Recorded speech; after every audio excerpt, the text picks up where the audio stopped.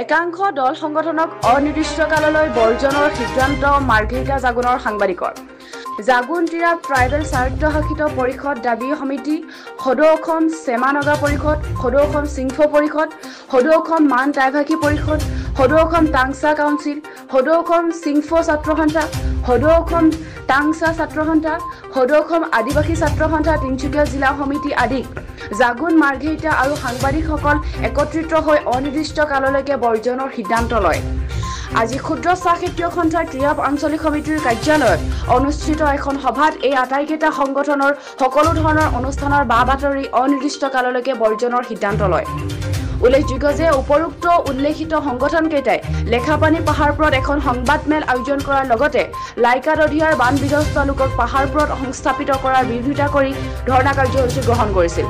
এই কাৰ্যসূচীত স্থানীয় সাংবাদিকসকলক নিমন্ত্ৰণ নকৰালৈকে আজি ক্ষুব্ধ হৈ পৰিছে জাগুন মাৰ্ঘেৰিটা লিডুৰ সাংবাদিকসকল। অৱশ্যে সাংবাদিকসকলে স্পষ্ট কৰি দিয়ে যে তিনিচুকীয়াৰ বা অন্য সাংবাদিকক নিমন্ত্ৰণ কৰাত কোনো আপত্তি নাই, কিন্তু স্থানীয় সাংবাদিকসকলক আমন্ত্ৰণ নকৰাটো অপমানজনক আখ্যা দি উদ্বেগ প্ৰকাশ কৰে। আজি সভাখনত ৰাণাজ্যোতি নেওগ, সঞ্জীৱ দেউৰী, প্ৰাঞ্জল প্ৰতিম ভূঞা, শৰৎ গগৈ, সুজিত হাতীবৰুৱা, পৱন দত্ত, অনিল শৰ্মা, মণি লাহন, হিমান্ত চেতিয়া, তপন দে, তপন গগৈ, প্ৰভাত বৰা, জিতু গগৈ, হেমন্ত ঘোষ আদিকে ধৰি বহুসংখ্যক সাংবাদিক উপস্থিত থাকে। অন্যহাতে আজিৰ সভাই তিনিচুকীয়া জিলাৰ সকলো সাংবাদিক সংগঠনকো এই কাৰ্যসূচীত সহযোগিতা কৰিবলৈ আহ্বান জনাই প্ৰস্তাৱ গ্ৰহণ কৰে। জাগুনৰ পৰা প্ৰদীপ বৰগোহাঁই ৰিপৰ্ট, টাইম 60 অসম।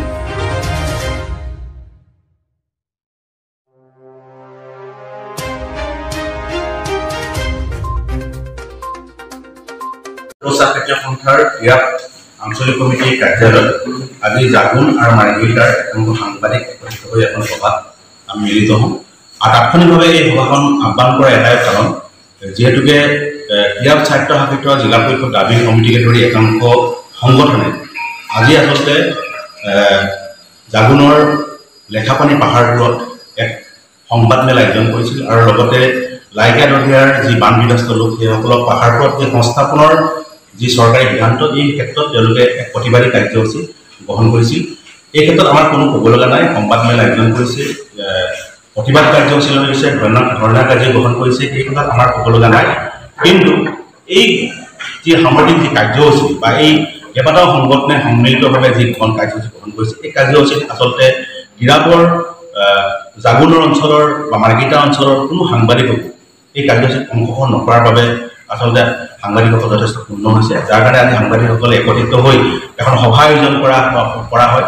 আৰু আজিৰ এই সভাত এই আটাইকেইটা সংগঠনকে অনিৰ্দিষ্টকাললৈকে বৰ্জনৰ এক সিদ্ধান্ত গ্ৰহণ কৰা হয়। ইয়াৰ লগতে এই সংগঠনকেইটাৰ সকলো ধৰণৰ অনুষ্ঠান বা তেওঁলোকৰ সকলো ধৰণৰ কাৰ্যসূচীৰ বাতৰি নকৰাৰ এটা সিদ্ধান্ত গ্ৰহণ কৰে। অৱশ্যে এটা কথা স্পষ্ট কৰি দিয়া হৈছে আজিৰ সভাই যে আজিৰ এই কাৰ্যসূচীত তিনিচুকীয়াৰ পৰা সাংবাদিক আমন্ত্ৰণ কৰিছে বা ক'ৰবাৰ পৰা আমন্ত্ৰণ কৰিছে, এই ক্ষেত্ৰত আমাৰ ক'ব লগা বা কোনো ধৰণৰ আপত্তি নাই। কিন্তু স্থানীয় সাংবাদিকসকলক আমন্ত্ৰণ নকৰাৰ জৰিয়তে আচলতে এক অপমানজনক পৰিৱেশ পৰিস্থিতিৰ সৃষ্টি হৈছে আৰু যি অত্যন্ত উদ্বেগজনক। গতিকে আজিৰ সভাই আচলতে এই সংগঠনকেইটাৰ এনে যি কাৰ্যসূচী, এনেধৰণৰ যি সাংবাদিকসকলক অৱহেলা কৰাৰ যিটো মানসিকতা, ইয়াক আচলতে গৰিহণা দিছে। আৰু লগতে আমি আৰু এটা কথা স্পষ্ট কৰি দিওঁ যে তিনিচুকীয়া জিলাৰ সাংবাদিকসকলেও এই ক্ষেত্ৰত আমাক সহযোগিতা কৰিবৰ কাৰণে আমি আহ্বান জনাই আজি প্ৰস্তাৱ গ্ৰহণ কৰিছোঁ। এইবাবে যিহেতুকে তিনিচুকীয়াত যি ধৰণে সাংবাদিকসকল বিভিন্ন কাকত চেনেলৰ আছে, সেইধৰণে মাৰ্ঘেৰিটা বা জাগুন অঞ্চলতো সেই কাকতসমূহৰ সাংবাদিকসকল আছে। গতিকে স্বাভাৱিকভাৱেই আমাৰ যি সিদ্ধান্ত, এই সিদ্ধান্ত নিশ্চিতভাৱে জিলাখনৰ সকলো সাংবাদিক সংগঠন আৰু সকলো সাংবাদিকে সহমৰ্মিতা প্ৰকাশ কৰিব লাগে আৰু সহযোগিতা কৰিব লাগে বুলি আশা কৰিছোঁ। আজি আচলতে আমি কোনো সাংবাদিক সংগঠন হিচাপে ইয়াত একত্ৰিত হোৱা নাই। আমি সকলোৱে এই মাৰ্ঘেৰিটা জাগুন অঞ্চলৰ এগৰাকী সংবাদকৰ্মী হিচাপে বা সাংবাদিক হিচাপে ইয়াত আমি একত্ৰিত হৈছোঁ আৰু সিদ্ধান্ত আমি গ্ৰহণ কৰিছোঁ।